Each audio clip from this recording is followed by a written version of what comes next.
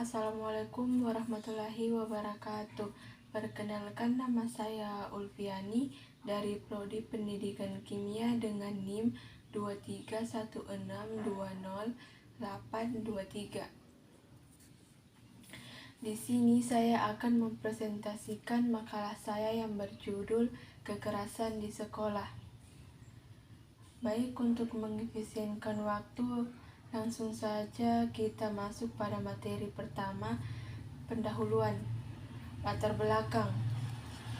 Pendidikan merupakan proses untuk mengembangkan potensi yang dimiliki oleh manusia agar memiliki kecerdasan, pengendalian diri, kepribadian baik, akhlak mulia, serta keagamaan yang diperlukan oleh dirinya sendiri,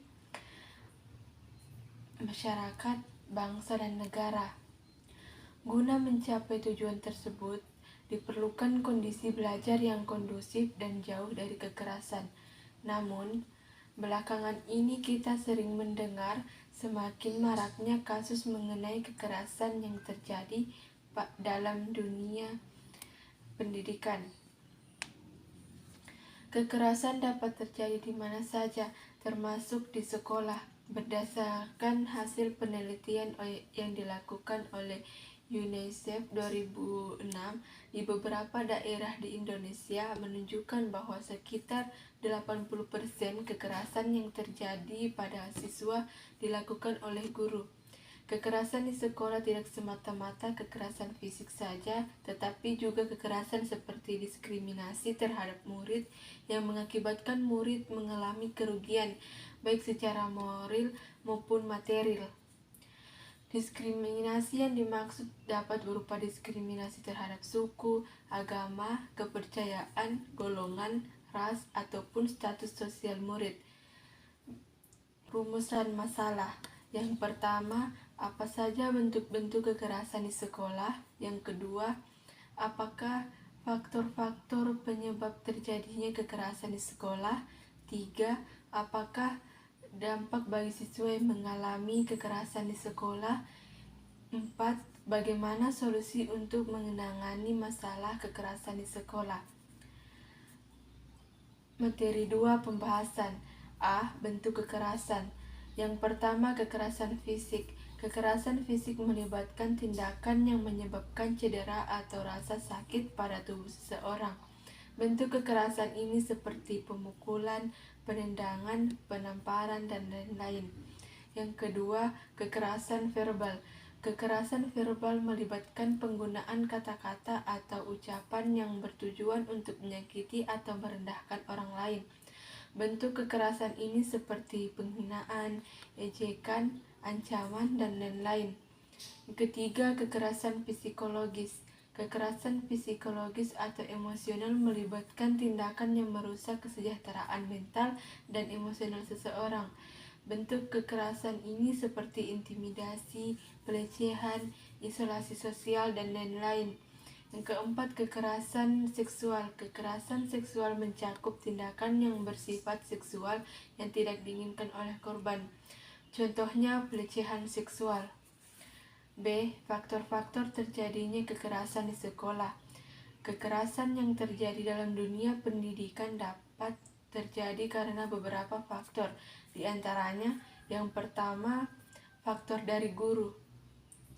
Ada beberapa faktor yang menyebabkan guru melakukan kekerasan kepada siswanya, antara lain A. Kurangnya pengetahuan bahwa kekerasan baik fisik maupun psikis tidak efektif untuk memotivasi siswa untuk merubah perilakunya, malah beresiko menimbulkan trauma psikologis dan melukai harga siswa tersebut. B. Adanya tekanan kerja. Target yang harus dipenuhi oleh guru, baik dari segi kurikulum, materi, maupun prestasi yang harus dicapai siswa didiknya, sementara kendala yang dirasakan untuk mencapai hasil yang ideal dan maksimal cukup besar. Yang kedua, faktor dari siswa. Salah satu faktor yang bisa ikut mempengaruhi terjadinya kekerasan adalah siswa tersebut. Sikap siswa tidak bisa dilepaskan dari dimensi psikologis dan kepribadian siswa itu sendiri. kecenderungan tanpa sadar bisa melandasi interaksi antara siswa dengan pihak guru, teman, atau kakak kelas maupun adik kelas. Perasaan bahwa dirinya lemah, tidak pandai, tidak berguna, tidak dicintai, tidak diperhatikan, rasa takut diabaikan, bisa saja membuat seorang siswa malah memancing perhatian kepada guru meskipun dengan cara yang tidak sehat. Contohnya, tidak heran jika anak berusaha mencari perhatian dengan bertingkah yang memancing amarah, agresivitas, ataupun hukuman. Yang ketiga, faktor dari keluarga. A. Pola asuh. Anak yang dididik dalam pola asuh yang memanjakan anak dengan memenuhi semua keinginan anak cenderung tumbuh dengan sifat yang arogan dan tidak bisa mengontrol emosi. B. Keluarga disfungsional. Keluarga yang salah satu anggotanya sering memukul atau keluarga yang sering konflik terbuka tanpa adanya resolusi akan mempengaruhi interaksi, komunikasi, dan bahkan kemampuan belajar si anak. 4. Faktor dari lingkungan. Tak dapat dipungkiri bahwa kekerasan yang terjadi selama ini juga terjadi karena adanya faktor lingkungan, yaitu A. Adanya budaya kekerasan. Seseorang melakukan kekerasan karena dirinya berada dalam suatu kelompok yang sering terjadi tindakan kekerasan, sehingga memandang kekerasan merupakan hal yang biasa. B. Adanya tradisi. Contohnya kekerasan yang terjadi antara mahasiswa junior, di mana mahasiswa senior tersebut meniru tindakan-tindakan yang dilakukan seniornya terdahulu yang melakukan hal serupa terhadap dirinya. C. Tayangan televisi yang banyak berbau kekerasan. C. Dampak yang ditimbulkan akibat kekerasan. Yang pertama, dampak fisik. Kekerasan secara fisik mengakibatkan organ-organ tubuh siswa mengalami kerusakan seperti memar, luka-luka, dan lain-lain. Dampak psikologis seperti trauma psikologis, rasa takut, rasa tidak aman, dendam, menurunnya semangat belajar, daya konsentrasi, kreativitas, hilangnya inisiatif, serta daya tahan atau mental siswa tersebut menurun. Yang ketiga, dampak sosial. Siswa yang mengalami tindakan kekerasan tanpa ada penanggulangan bisa saja menarik diri dari lingkungan pergaulan karena takut, merasa terancam, dan merasa tidak bahagia berada di antara teman-temannya. D. Solusi untuk menangani kasus kekerasan. Yang pertama, menata ulang sistem pendidikan itu sendiri, yaitu guru tidak berhak untuk melakukan kekerasan pada muridnya. Yang kedua, melakukan pengawasan dalam pelaksanaan aturan-aturan dalam pendidikan yang berlaku.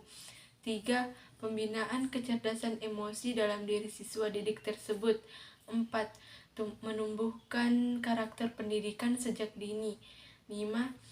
Pantauan orang tua dalam perkembangan psikis anaknya. 6.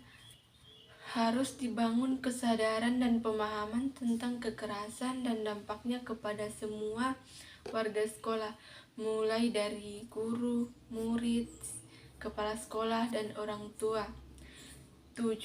Dibangun sistem atau mekanisme untuk mencegah dan menangani kasus kekerasan di sekolah. 8. Menghentikan praktek kekerasan di sekolah dengan pola pendidikan yang ramah tamah, penerapan disiplin dan positif. Baik, yang terakhir, kesimpulan. Sangat penting bagi semua pihak, baik guru, orang tua, dan siswa untuk memahami bahwa kekerasan bukanlah solusi atau aksi yang tepat, namun semakin menambah masalah. Semakin ditingkatkannya pendidikan karakter sejak dini guna menciptakan kecerdasan emosi dalam diri yang akan menjadi bekal terpenting dalam menyongsong masa depan, serta menciptakan guru-guru yang lebih profesional dalam menyampaikan ilmu. Karena guru merupakan pionir terdepan, pembawa pembawa kemajuan bangsa, yang mampu meningkatkan kecerdasan hidup, memberi bekal keterampilan hidup, dan nilai-nilai dalam kehidupan. Baik, itulah hasil presentasi saya. Apabila ada kata-kata yang tidak berkenan, mohon dimaafkan. Saya akhiri dengan ucapan Assalamualaikum warahmatullahi wabarakatuh.